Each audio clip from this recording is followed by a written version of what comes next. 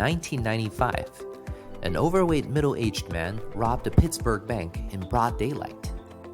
Interestingly, he did not wear a mask. In fact, he even looked at the surveillance camera directly and smiled into it.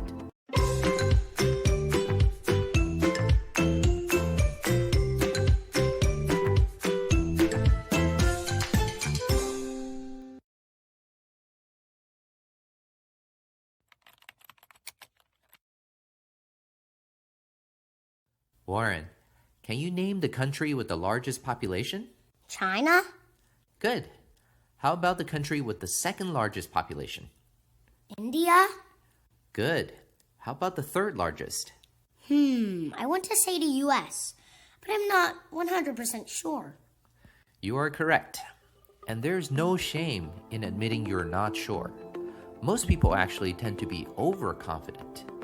Since overconfidence is one of the most common biases, let's talk about it. Yay! In 1995, an overweight middle-aged man robbed a Pittsburgh bank in broad daylight. Interestingly, he did not wear a mask. In fact, he even looked at the surveillance camera directly and smiled into it. The police quickly tracked him down and arrested him, Mr. MacArthur Wheeler. When the police showed him the footage from the surveillance camera, Mr. Wheeler was genuinely surprised. He told the police, "But I wore the juice." What does that mean? Mr. Wheeler had learned that lemon juice was used in invisible ink. When you use lemon juice to write on paper, the words disappear after the juice dries. But if you bring the paper close to heat, the carbon inside the lemon juice oxidizes. This allows the words to reappear. You can try it. Mr. Wheeler reasoned that if you wore lemon juice on his face, as long as he stayed away from heat, his face would be invisible, just like the words that became invisible on paper. As he was putting large amounts of lemon juice on his face, it stung his eyes so badly he could hardly see for a while.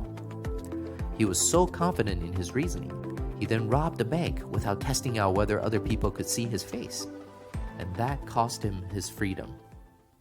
Wow, it's actually kind of funny. This event caught the eyes of two Cornell researchers, David Dunning and Justin Kruger. They eventually published a paper on the Dunning-Kruger effect. They designed some clever experiments and tested people on a range of skills such as grammar, logic, and others. They found people are often overconfident in their own abilities. In fact, the people who were the worst performers were the most overconfident. The bottom 25% of the scorers estimated themselves to be in the top one-third.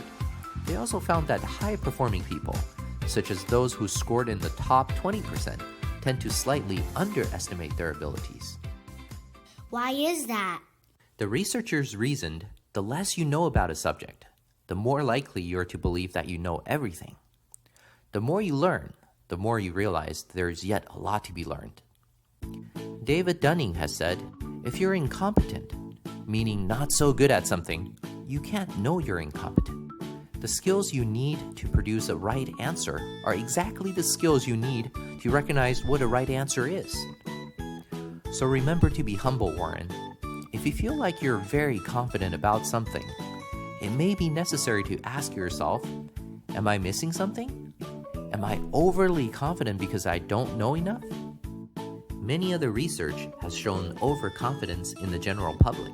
For example, over 90% of American drivers estimate themselves to be better than average. That obviously can be mathematically correct. The tendency of being overconfident runs across cultures, religions, and nations. Why is it so common?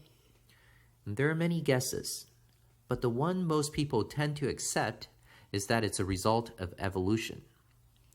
Imagine a human living 100,000 years ago. You went out to hunt because you and your family are hungry. Suddenly, you see a deer, which also notices you. As it starts to run away, you need to make a decision. Do I chase it or not? Perhaps the probability of you catching it is 20 or 25%, not terribly high. if you're not confident, you may just say, forget it. But if you're overly confident, you think you actually have a pretty good chance, you may go for it. Over the long run, the overconfident hunters end up with more food because they're more willing to try each time. Also, trying more times can actually make you better. Another example is if you're a man living 3,000 years ago and you notice a beautiful woman that you wish to have a baby with. You may only have a 5% chance of winning her heart. If you're pessimistic, you may say, that will never happen, and give up. But if you're overconfident, you may work hard to make her your wife. And if you succeed, your genes will be passed on. You may notice this in your life also.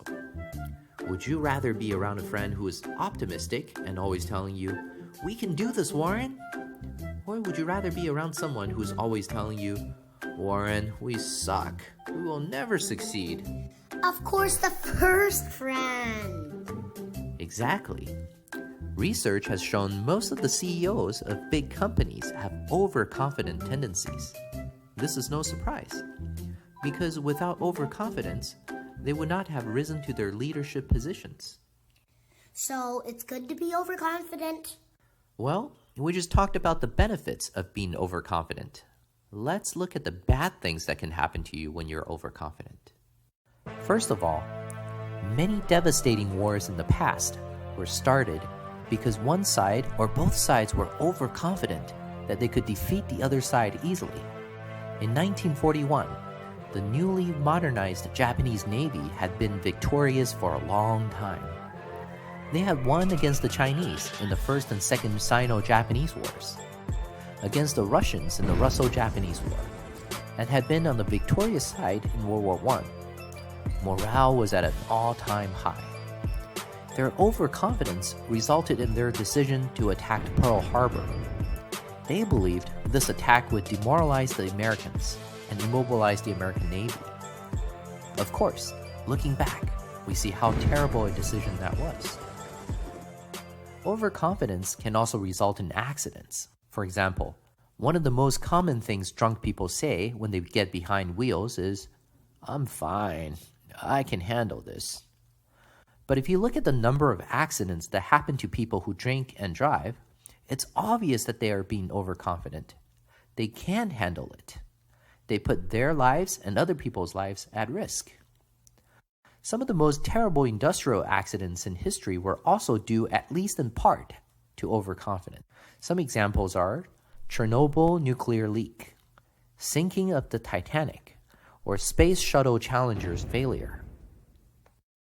How come it's so hard for us to realize we are overconfident? We know we are overconfident a lot, but it still happens? It's very much in our genes. In experiments, people who won against others in coin flips, which of course was totally luck dependent, often thought they won due to their skills rather than luck. But people who lost in the coin flips were more likely to say it was due to luck. Just put yourself in that situation.